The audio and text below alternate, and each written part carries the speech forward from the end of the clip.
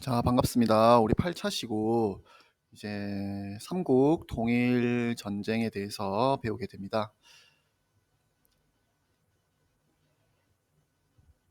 우리 이때까지 엄청 많은 것들을 배워왔습니다. 우리 삼국이 처음에 탄생했을 때 연맹국가 단계라고 해서 왕권이 굉장히 약하고 다른 부족들끼리 연합을 해서 세운 굉장히 국가의 초기 단계에 대해서 배웠습니다. 자, 근데 이제 불교나 유교나 율령, 그다음에 뭐 정복 활동, 이런 걸 통해서 왕권이 강화되었고, 이제 왕권이 강화되어서 왕위가 이제 점점 아들에게로 세습되는 이런 단계에 이르는 국가를 중앙집권 국가라고 부릅니다. 그래서 우리 중앙집권 국가에 도달한 백제, 고구려, 신라를 이제 삼국시대라고 부르고, 이 단계에 도달하지 못한 가야는 삼국시대라는 용어에서 빠진다고 했었죠. 자, 그래서 이렇게 점점 이제 한반도에는 세 개의 국가만 남게 되었고, 이 삼국이 서로 치열하게 경쟁을 펼쳐가는 단계에 이르게 됩니다. 그래서 제일 중요한 게 이제 한강 유역을 차지하려는 다툼이 일어나게 되었고, 우리 제일 먼저 차지한 거는 원래 이 한강 유역에 나라를 건국한 백제였죠. 근데 이제 고구려의 남진 정책으로 인해서 장수왕이 내려오면서 이제 한강 유역을 고구려가 차지하게 됩니다. 그래서 이 한강 유역을 되찾기 위해서 백제의 성왕이 이제 신라의 진왕과 연합해서 한강 유역을 되찾게 됩니다. 그런데 백제가 이걸 되찾자마자 신라의 진왕이 한강을 다시 배신을 하고, 백제를 배신하고 한강을 다시 다 차지하게 되죠. 그러면서 지금 한강은 지금 현재는 신라가 차지한 상태, 여기까지 우리가 배웠습니다.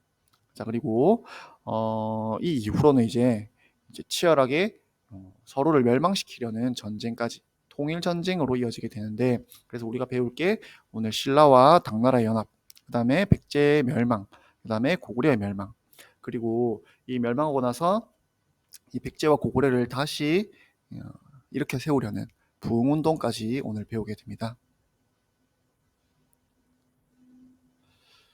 자, 일단 우리 이 외교 관계에 대해서는 저번 시간에 우리 배운 적이 있습니다. 중국에는 통일왕조가 들어서게 되었고, 고구려는 그 통일왕조에게 저항하는 선택을 하게 되죠. 그래서 저항하기 위해서 연합을 하게 되는데, 돌궐이라는 유목민족, 그 다음에 신라에게 지금 한강 유역을 빼앗기고 화가 나 있는 백제와, 그 다음에 백제와 왜는 원래 친하다고 했었죠. 자, 그래서 이런 상태입니다. 그래서 지금 고구려는 수나라 당나라와 치열하게 전투를 펼쳐가면서 방어해내고 있는 상태이고, 백제는 지금 한강을 다시 되찾기 위해서, 그리고 성왕의 복수를 하기 위해서 신라를 계속해서 공격하게 됩니다.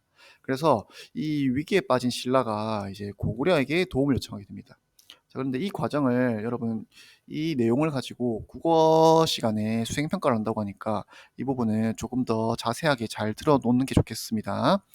자, 그래서 지금 신라가 한강유역을 차지하고 있고, 이 신라의 한강유역을 빼앗기 위해서 백제와 고구려가 틈틈이 공격을 하고 있는 상태고, 특히 백제는 계속해서 신라를 공격해 옵니다. 그래서 신라는 이제 이걸 어떻게 하면 벗어날 수 있을까? 그래서 고구려에게 일단 도움을 요청합니다. 자, 그래서 김춘추라는 이 사람을 파견하게 되는데, 이 김춘추가 이후에 신라의 왕이 됩니다. 이 신라의 왕이 되는 나중에 태종 무열왕이 됩니다. 무열왕이 되고, 일단 이때는 지금 왕은 아니고 이제 고위 귀족이었죠. 그래서 김춘추를 파견해서 같이 연합을 해서 백제의 침략을 좀 막아달라 하니까 고구려에서는 한강유역을 주면 도와주겠다라고 합니다. 정확하게는 한강유역이 아니라 중령이북이라고 합니다. 중령이북. 중령은 좀 이따 지도에서 쌤이 말해주겠지만 사실 거의 한강을 공짜로 내놔라 라는 겁니다.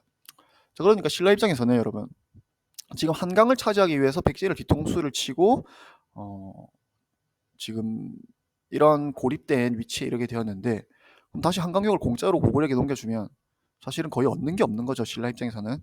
그래서 김준추가 그건 안 된다, 거절을 합니다. 그러자 이 고구려의 왕이 김준추를 감옥에 가둬버립니다. 그래서 김준추가 굉장히 답답한 상황에 놓이게 되죠. 지금 백제는 끊임없이 신라를 쳐들어오게 되는데 이걸 도움을 요청하러 온 자신은 감옥에 갇혀서 지금 빨리 내려가 가지고 신라에 가 가지고 지금 이렇게 고구려에서 거절당했다라고 이런 말이라도 빨리 해 줘야 이 다음 대책을 마련할 텐데 지금 감옥에 갇혀서 꼼짝도 못하는 상황에 이르게 됩니다. 그래서 김준추가 당시 고구려의 아주 높은 신하 중에 한 명이었던 선도회라는 이 신하에게 엄청난 뇌물을 보내게 됩니다. 뇌물을 보내서 자기를 감옥에서 빼내 달라. 그러자 이 선도회라는 사람이 밤에 이 김준추가 갇혀 있는 감옥에 와서 무슨 이야기를 해주냐면 여러분 그 이야기 다 알 겁니다. 토끼와 거북이 이야기. 이게 뭐냐면 거북이가 이 용왕이 병에 들자 이 용왕이 병을 낫기 위해서 토끼의 간이 필요하다고 했죠. 그래서 거북이가 자기가 토끼의 간을 구해오겠다라고 해서 나가서 이제 토끼를 이제 꼬시죠. 그래서 토끼를 꼬셔서 용왕으로 데려가는 그 용왕에게 바다에 데려가는 도중에 이제 솔직하게 말해주죠. 그때 사실 너의 간이 필요하다. 그러자 토끼가 다시 꾀를 내서 간 놔두고 왔는데 간이 지금 씻어서 간을 씻어서 폭포 밑에 놔두고 왔다라고. 그래서 다시 찾으러 가자라고 해서 육지에 내리자마자 토끼가 도망가 버리죠. 이 이야기를 해줍니다. 김준추가 솔직히 좀 당황했겠죠. 자기는 지금 엄청난 뇌물을 줬는데 와서 해주는, 밤에 몰래 찾아와서 해주는 이야기가 옛날 전설 같은 동화책까지 나오는 그런 이야기를 해주고 간 거죠. 근데 김준추도 상당히 똑똑한 사람이었던 것 같습니다. 이 이야기를 잘 듣고 나서 자기가 뭘 해야 되겠다라는 생각이 든 겁니다. 이 이야기를 왜 해줬는지 알아챈 겁니다. 그래서 김준추가 고구려 왕에게 가서 한강력을 돌려주겠다고, 내가 신라 왕을 설득하겠다라고 해서 고구려 왕이 김준추를 풀어주죠.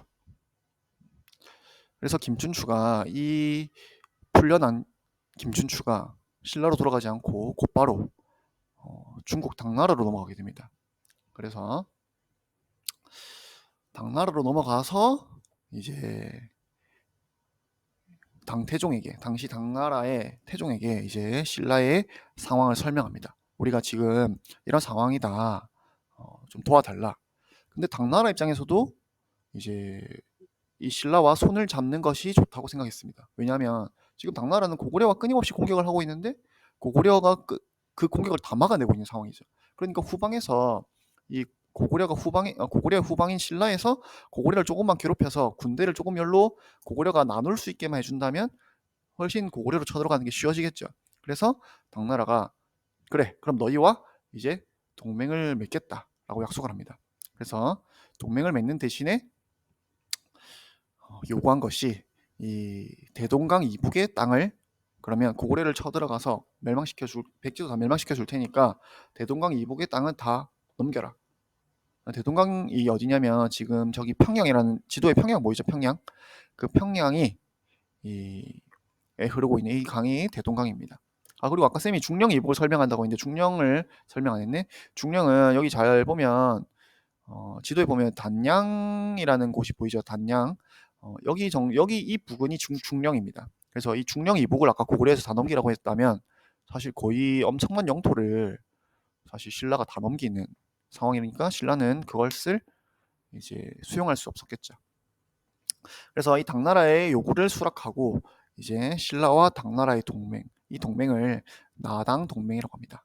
신라의 나자와 당나라의 당자를 합쳐서 나당 동맹이라고 합니다. 그래서 이 신라와 당나라 연합군이 이제 백제를 공격하게 되는데 이때 당나라의 장수가 소정방이라는 장수이고 신라는 이제 김유신입니다. 그래서 당나라가 이끄는 수군이 기벌포 전투에서 백제를 물리치고 김유신이 이끄는 신라 육군이 이제 황산벌 전투에서 백제군을 격파하게 됩니다. 이때 재밌는 이야기가 많이 나오는데 이제 신라가 당시 5만 명이라는 군대를 이끌고 오고 백제는 이 군대를 다 끌어모아도 5천 명에 불과했다고 합니다. 그래서 이 백제의 군을 이끄는 사람이 계백이라는 장군이었고, 계백이 이제 이 결사들을 이끌고 나서면서 이거는 절대 이길 수 없다라는 사실을 깨달았다고 합니다. 이제 백제는 멸망이구나.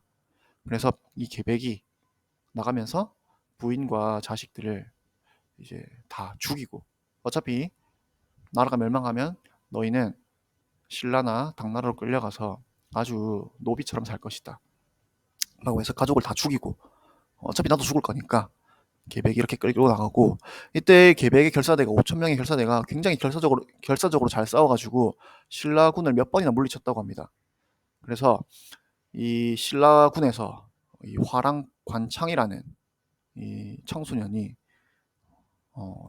혼자 나가서 이제 계백과 싸워서 이제 몇 번이나 계백이 이 관창을 다시 풀어서 돌려보내주고, 그러자 관창이 다시 나가서 혼자 돌진하고, 이렇게 해서 관창이 결국 죽습니다. 그래서 이 관창의 죽음을 보고 신라의 군사들이 큰 용기를 얻어서 이제 결국 계백의 결사들을 격파하고 이제 의자왕의 항복을 받아냅니다. 자, 그래서 이 의자왕이 항복하고 나서 이후에 이제 백제의 부흥운동이 많이 일어나게 됩니다. 그래서 백제는 멸망했지만 이제 다시 백제를 다시 이렇게 세우기 위한 그런 군대가 일어나게 되는 거죠.